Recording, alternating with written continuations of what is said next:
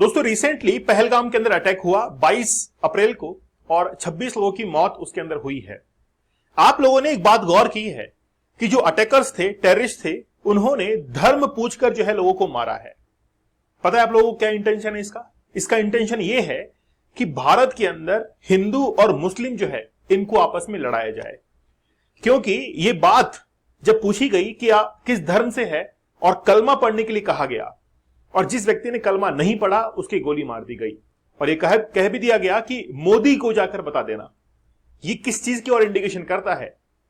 ये इस बात की ओर इंडिकेशन करता है कि हिंदू और मुस्लिम जो है वो आपस में डिवाइड होंगे। खैर कोई बात नहीं, हम लोग तो डिवाइड नहीं होंगे, लेकिन पाकिस्तान की हालत जो है खराब होने वाली है।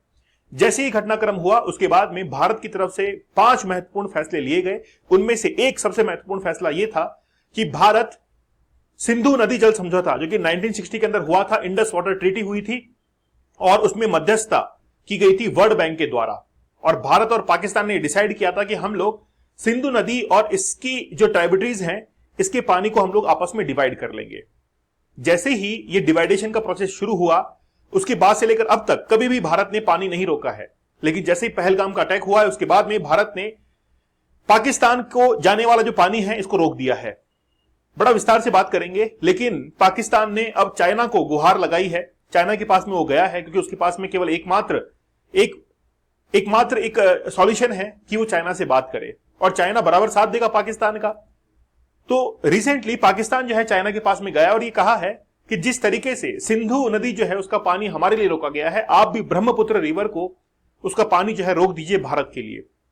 तो हम लोग बड़ा विस्तार से समझेंगे कि अगर जो ब्रह्मपुत्र रिवर है जिसको तिब्बत के अंदर सांगपो के नाम से जाना जाता है और भारत के अंदर ब्रह्मपुत्र हम लोग कहते हैं और बांग्लादेश के अंदर जमुना उसको कहा जाता है, तो उसका पानी अगर रोक दिया जाता है चाइना के द्वारा तो भारत के ऊपर क्या इफेक्ट हो सकता है? क्या वाकई में हमारे लिए भी क्या सीरियस कंडीशन हो सकती है? क्या बाढ़ जैसे हालात जो है हमारे भारत के अंदर हो सकते हैं? तो रिसेंटली जो है जो कुछ भी हुआ है इसको लेकर हम लोग आज सब चिंता के अंदर हैं, लेकिन भारत के लिए इतना चिंता का विषय नहीं है। आप लोगों को पाकिस्तान और चाइना का रिलेशन पता ही होगा, बहुत नजदीकियां इन दोनों के बीच में हैं। तो पाकिस्तान को बहुत सारे हाल ही में वेपन जो हैं वो दिए गए थे चाइना के द्वारा और रिसेंटली पाकिस्तान ने यूएसए के साथ भी नजदीकी बनाने की कोशिश की है। F-15 जो है वो हाल ही में पाकिस्तान को सप्लाई किए जाने के बाद यूएसए ने जो है स्वीकार कर ली है, एक्सेप्ट की है। तो चाइना और पाकिस्तान के बीच में काफी गहरी दोस्ती है। इस बात को हम लोग इस बात से प्रूव कर सकते हैं कि पाकिस्तान और चाइना के बीच में CPEC है, चाइना पाकिस्तान इकोनॉमिक कॉरिडोर है, जो कि शुरू होता है चाइना से और फिर आता है ग्वादर पोर्ट तक जो कि पाकिस्तान के अंदर स्थित है। लेकिन इसमें देखने वाली बात यह है कि यह बेसिकली POK से गुजरता है, पाक ऑक्यूपाइड कश्मीर। तो भारत ने कहा कि आप हमसे बिना पूछे पाक ऑक्यूपाइड कश्मीर से इसको क्यों गुजार रहे हैं, क्यों पास कर रहे हैं? यह हमारी सॉवरेनिटी के ऊपर एक हमला है। हमारी जो सॉवरेनिटी है, हमारी जो संप्रभुता है, इसके ऊपर प्रहार है। हमसे बिना पूछे अगर कोई डिसीजन लिया जा रहा है तो उसको कहा जाता है कि वो संप्रभुता के ऊपर एक निशाना, एक हम लोग कह सकते हैं कि प्रहार होता है। तो वैसे ही पाकिस्तान और चाइना ने मिलकर यह किया। इसका मतलब है कि दोस्ती तो बड़ी गहरी है। तो रिसेंटली जो है वो इन्होंने ये डिसाइड किया था कि ये जो CPEC है इसको आगे बढ़ाएंगे, लेकिन यहां पर ये जो हिस्सा है ये भारत की रजामंदी के बगैर जो है अभी अधूरा पड़ा हुआ है। तो ग्वादर पोर्ट को चाइना की मदद से, चाइना के इन्फ्लुएंस के अंदर, चाइना के फाइनेंशियल सपोर्ट से पाकिस्तान ने काफी डेवलप किया है। चाइना का असली चेहरा यह है कि वो डेट ट्रैप में फंसाने की कोशिश करता है। श्रीलंका के अंदर उसने हम्बनटोटा जो पोर्ट था, बंदरगाह था, उसको विकसित किया। श्रीलंका की हालत खराब हुई और श्रीलंका को पैसा दे दिया कि भाई ये लो पैसा, तुम अपने देश का विकास करो, और उस झांसे के अंदर श्रीलंका फंस गया। और श्रीलंका के अंदर आप देख सकते हैं किस तरीके से वहां की जो पॉलिटिक्स है, डेमोक्रेसी है, वो कोलैप्स कर गई। अब यही हालात जो है वो पाकिस्तान के अंदर बने हुए हैं। तो पाकिस्तान को जिस तरीके से फंड दिया जा रहा है वो डेट ट्रैप पॉलिसी कराती है। चाइना पहले पैसा देता है, उसको उधारी के जाल में फंसाता है, और जब वो पैसा नहीं चुका पाता है तो फिर वहां पर जितने भी पोर्ट्स वगैरह होते हैं जहां से एक्सपोर्ट और इंपोर्ट हो सकता है उसको लीज पर वो ले लेता है कि ठीक है तुम लोग ब्याज वगैरह नहीं दोगे हमको पैसे का, हम भी तुमको किराया नहीं देंगे, हम इस पोर्ट का इस्तेमाल करेंगे। अब रिसेंटली क्या हुआ है देखिए, सबसे पहले भारत ने क्या किया कि इंडस रिवर जो है, जो कि पाकिस्तान के अंदर जाती है, सिंधु नदी, और सिंधु नदी की बहुत सारी सहायक नदियां हैं। भारत ने इनके पानी को रोक दिया। तो आप देखेंगे कि सिंधु है, झेलम है, चेनाब है, इन तीन नदियों का 80% 80% जो पानी है वो जाता है पाकिस्तान के अंदर। तो इंडिया ने कहा कि हम लोग रोक देंगे, और जब रोकते हैं तो इसका फ्लो जो है वो इंडिया में आएगा। हमने झेलम नदी का पानी रोका और अचानक से कल रात को ही हमने झेलम पानी का पानी जो है, रिवर का पानी वो छोड़ दिया। इससे मुजफ्फराबाद जो कि पीओके की राजधानी है वहां पर बाढ़ आ गई। तो पाकिस्तान को पीओके खाली करना पड़ा। वहां के जितने भी नागरिक थे, सिटीजन्स जो थे, उनको वहां से पाकिस्तान ने पीछे हटाया कि यार बाढ़ आ चुकी है। तो हम लोग पानी पिलाना भी जानते हैं और पानी से मारना भी जानते हैं, तो चिंता करने की आवश्यकता नहीं है। हम लोग अब चलते हैं ब्रह्मपुत्र रिवर के ऊपर। तो ब्रह्मपुत्र रिवर, जिसको तिब्बत के अंदर यारलुंग सांगपो कहा जाता है, जो कि चेमा युंगडुंग ग्लेशियर से निकलती है, और यहीं से जो है वो इंडस रिवर भी निकलती है। लेकिन इंडस रिवर का फ्लो जो है वो ईस्टर्न यानी कि वेस्टर्न साइड होता है, और इसका फ्लो जो है वो ईस्टर्न साइड होता है। हम लोग ये मान सकते हैं कि एक पहाड़ से जब पर्वत से नदी निकलती है तो एक तो जो है लेफ्ट हैंड साइड से, एक राइट हैंड साइड से निकल रही है। तो वैसे ही यहां से ब्रह्मपुत्र रिवर निकल रही है, लेकिन ये यू टर्न लेते हुए दिबांग से एक यू टर्न लेती है और इंडिया के अंदर ये एंट्री लेती है। तो ब्रह्मपुत्र की बहुत सारी सहायक नदियां हैं। जैसे ब्रह्मपुत्र आती है तो सुबनसिरी देख लीजिए, उसके बाद में मानस देख लीजिए, तीस्ता देख लीजिए, फिर लेफ्ट हैंड साइड से देखें तो लोहित है, धनश्री है, कपिली है ना। तो अब जैसे पाकिस्तान में एंटर करती है तो इसको क्या कहते हैं, जमुना कहते हैं। और जमुना से आगे जाकर क्या मिलती है इसके अंदर, मेघना आकर मिल जाती है। तो पाकिस्तान ने कहा है कि चाइना से कि आप इस पानी को रोक दीजिए यहां पर। अब रोकने से क्या इफेक्ट होगा, थोड़ा विस्तार से हम लोग समझते हैं, ठीक है। अब चाइना ने क्या कर रखा है कि यहां पर 3 डैम जो है, यानी कि अब चौथा डैम बना लिया है। तो 1, 2, 3 और 4 डैम बना रखे हैं, और इन 4 डैम का पानी जो है वो यहां पर इकट्ठा करके रखता है। अब मान लीजिए कि चाइना जो है इसको थोड़ा सा डाइवर्ट कर दे, आगे निकाल दे, तो वो चाइना के पक्ष में बात हो जाएगी। लेकिन वहां पर हम लोग नहीं जाएंगे। हम लोग ये देखते हैं कि ये 4 डैम जो है वो जो कि चाइना ने बनाए हैं, ये बनाए बेसिकली इसीलिए है कि कभी भी जो है पानी का बहाव जो है भारत के अंदर रोका जा सके, जो कि यू टर्न लेते हुए इंडिया के अंदर प्रवेश करती है, ठीक है। अब पाकिस्तान चला गया है किसके पास में, चाइना के पास में, कि रोको पानी। तो क्या चाइना ऐसा करेगा, नहीं कर सकता है। चाइना चाहकर भी जो है ये काम नहीं करेगा। और ऐसा मैं इसलिए कह रहा हूं क्योंकि चाइना और रशिया ने हाल ही में कहा कि हम लोग भारत और पाकिस्तान के बीच में मध्यस्थता करेंगे, मीडिएटर के तौर पर आएंगे। इसका मतलब यह हुआ कि मीडिएटर जो है वो कभी भी गलत कदम नहीं उठाता है, मीडिएटर दोनों की बात को रखता है। इसलिए चाइना ये कदम नहीं उठाएगा, चाहे पाकिस्तान कह दे चाहे कोई भी कह दे, लेकिन चाइना ये गलती नहीं करने वाला है, क्योंकि भारत पहले वाला भारत नहीं रहा है। तो चाइना ने वहां पर मैडोंग एक प्रोजेक्ट जो है उसको बना रखा है, मैडॉक प्रोजेक्ट है, इसको बना रखा है, वो प्रपोज्ड है, काम चल भी रहा है। तो ये जो मैडॉक प्रोजेक्ट है ये बताया जा रहा है कि यहां से 60 गीगावाट एनर्जी जो है उसको प्रोड्यूस किया जाएगा, और चाइना का सबसे बड़ा बांध ये होगा। भारत के लिए खतरा यह है कि अगर इन बांध को, इस डैम्स को खोल दिया जाता है तो भारत के नॉर्थ ईस्ट स्टेट्स के अंदर काफी कुछ बाढ़ आ सकती है। तो भारत को अभी 2 फेजेस पर, 2 फ्रंट पर जो है लड़ना पड़ेगा। एक तरफ चाइना है और एक तरफ पाकिस्तान है।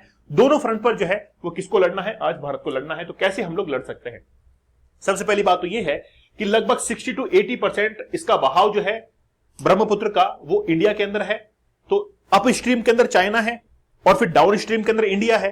तो अप स्ट्रीम को थोड़ा सा एज रहता है कि वो पानी को रोक सकता है। जैसे सिंधु नदी में आप देखेंगे तो हम लोग अप स्ट्रीम में हैं और पाकिस्तान जो है डाउन स्ट्रीम में है, तो हमने पानी रोक दिया।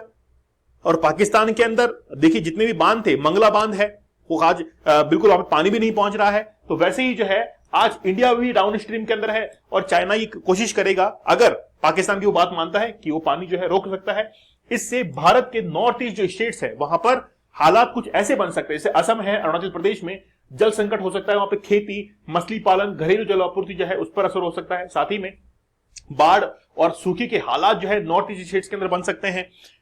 विद्युत उत्पादन पर, इलेक्ट्रिसिटी डेवलपमेंट जो है, हाइड्रो पावर प्रोजेक्ट, उस पर काफी कुछ असर पड़ सकता है। लेकिन ये असर जो है वो लिमिटेड होगा, क्योंकि हमने पहले से ही इनका एक रिप्लेसमेंट जो है बना रखा है। हम प्रॉपर जो है वो डिपेंड नहीं है ना, क्योंकि भारत के पास गंगा, यमुना, गोदावरी जैसी दर्जनों नदियां हैं जो पूरे देश के भीतर से निकलती है। मतलब ये मान के चलिए कि अगर चाइना पानी रोक भी लेता है तो हमारे पास में कई सारे जो है वो सॉल्यूशंस हैं। उन सॉल्यूशंस की बात कर लेते हैं, जैसे बिल्ड स्ट्रेटेजिक डैम्स, ठीक है, रिजर्वायर्स इन इंडिया। देखिए हम लोग डैम्स को बनाएंगे वहां पर, और ऑलरेडी बहुत सारे डैम्स बना भी चुके हैं। तो अगर ब्रह्मपुत्र को रिवर को रोक भी देंगे तो हमारे पास में और भी कई नदियां हैं, तो वाटर सप्लाई की तो प्रॉब्लम है नहीं, वाटर सप्लाई की कहीं भी प्रॉब्लम नहीं है। लेकिन फिर भी हम लोग जो है वो अपने सॉल्यूशन की तरह जो है डैम्स बनाने की कोशिश करेंगे। एनहेंस रेन वाटर हार्वेस्टिंग, तो नॉर्थ ईस्ट जो स्टेट्स है वहां पर रेन वाटर हार्वेस्टिंग और ग्राउंड वाटर मैनेजमेंट जो है इसको थोड़ा बढ़ावा देंगे, इनिशिएट करेंगे। साथ ही के अंदर जो वाटर इंफ्रास्ट्रक्चर है उसको बढ़ाएंगे। जैसे वाटर इंफ्रास्ट्रक्चर में क्या हो सकता है, जैसे तालाब हो सकते हैं। आज राजस्थान के अंदर बहुत कम नदियां हैं, बहुत कम पानी है, इसका मतलब ये तो नहीं है कि राजस्थान सूखा पड़ा है। राजस्थान ने अपने यहां पर जो रीजनल जितनी भी टेक्निक्स होती हैं उसके माध्यम से पानी को इकट्ठा किया है। जैसे आप देखेंगे कि टांके वगैरह होते हैं, तालाब वगैरह होते हैं, तो पानी इकट्ठा किया ही है ना यार। इसका मतलब ये तो नहीं है कि हम लोग प्यासे मर जाएंगे। वैसा ही काम नॉर्थ ईस्ट के अंदर हो सकता है। और खास तौर पर यह है कि जब मानसून आता है तो मेघालय जैसे स्टेट्स के अंदर भर भर कर बारिश होती है, और ये कहते हैं कि पूरी वर्ल्ड के अंदर सबसे ज्यादा बारिश जो है वो आज मेघालय के अंदर होती है। तो हमारे पास में फिर मेघालय सप्लाई जो है वो मिल सकती है। साथ ही के अंदर हम लोग चाइना के साथ में एक डिप्लोमेसी जो है वो क्रिएट कर सकते हैं, और डिप्लोमेसी चल ही रही है। आज चाइना चाहकर भी जो है भारत को कहीं पर भी डिप्लोमेटिक रिलेशन को तोड़ने की कोशिश नहीं करेगा, क्योंकि भारत बहुत बड़ा मार्केट है। Foster regional corporation with Bangladesh and Bhutan. देखिए बांग्लादेश की हालत खराब है, यूनुस खान की जो सरकार है वो पहले से डिलेमा के अंदर है, तो इसका तो साथ छोड़ दीजिए, ये तो साथ देगा नहीं। यहां पर अगर शेख हसीना की सरकार बनती है तो फिर कहीं ना कहीं एज मिल सकता है बांग्लादेश के अंदर। लेकिन अगर भूटान की बात करें तो भूटान बिना भारत के रह ही नहीं सकता है, वहां पर आर्मी ही हमारी काम करती है, सारे प्रोजेक्ट्स जो है हमारे चलते हैं। Invest in alternative water sources, हम लोग अल्टरनेट की तरफ सोच रहे हैं। जैसे मैंने आपको बताया राजस्थान, तो इसका मतलब ये नहीं है कि हम लोग पानी नहीं पीते हैं, तो राजस्थान जैसे तालाब वगैरह जो होते हैं, रीजनल टेक्निक्स है उसका इस्तेमाल करेंगे। फ्लड एंड ड्रॉट जो प्रिपेयरनेस है उसको थोड़ा सा हम लोग बढ़ाएंगे, अवेयरनेस बढ़ाएंगे। बेसिकली बात ये है कि यार जहां तक भी हो सकेगा हम लोग मैनेज करेंगे, लेकिन इसका मतलब ये नहीं कि नॉर्थ ईस्ट की स्टेट जो है उनको कोई परेशानी होगी तो भारत जो है परेशानी नहीं आने देगा। लोकल कम्युनिटी जो है उनको समझाने की कोशिश करेंगे, उनके साथ में कम्युनिकेट करेंगे कैसे आप लोग इस दिक्कत को जो है इससे सामना कर सकते हैं। तो पानी तो हम लोग बाकी रिमेनिंग जो इंडिया है वहां से सप्लाई कर देंगे।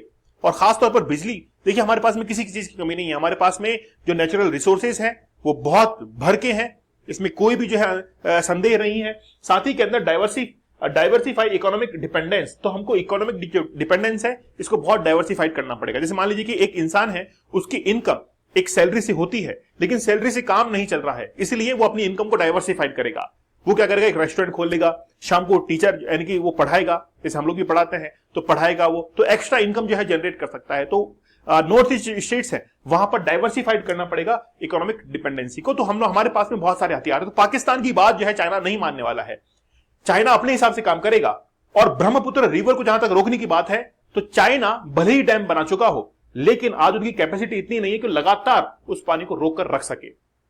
तो पाकिस्तान को यह भूल जाना चाहिए कि चाइना जो है वो इस हद तक पाकिस्तान का साथ देगा, ठीक है। और जो कुछ भी हुआ है आज पहलगाम के अंदर, और ये सबको पता है, पूरी दुनिया को पता है कि पाकिस्तान ने ही इसको करवाया है। असीम मुनीर, जिसका पता नहीं है कि है कहां पर, वो पिछले 2 दिन से ही मतलब सारे जितने भी ग्रुप्स वगैरह थे, व्हाट्सएप ग्रुप है, फेसबुक, जितने भी इनके ग्रुप थे ऑफिशियल ग्रुप, उनसे एग्जिट मार दिया है कहां पर वो इंसान पता ही नहीं है। इसका मतलब है कि कहीं ना कहीं उसको डर है कि उसका नाम आने वाला है, उसका नाम जो है वो आने वाला है। तो ये चैनल आपके लिए है, आप इस चैनल को आगे बढ़ाइए। जो कंटेंट हम लोग आपको दे रहे हैं उस कंटेंट की मदद से आपकी नॉलेज जो है काफी एनरिच होगी। तो हम लोग रिवायर करने की कोशिश करते हैं आपके ब्रेन को, ताकि आप लोग बहुत डाइवर्सिफाइड और हाई डायमेंशन के अंदर अपनी सोच को तब्दील कर सको। तो चैनल को जरूर सब्सक्राइब कीजिए, सेशन को लाइक और शेयर जरूर कर दीजिएगा। तो मिलते हैं आप लोगों से अगले सेशन के अंदर, तब तक धन्यवाद, थैंक यू, जय हिंद।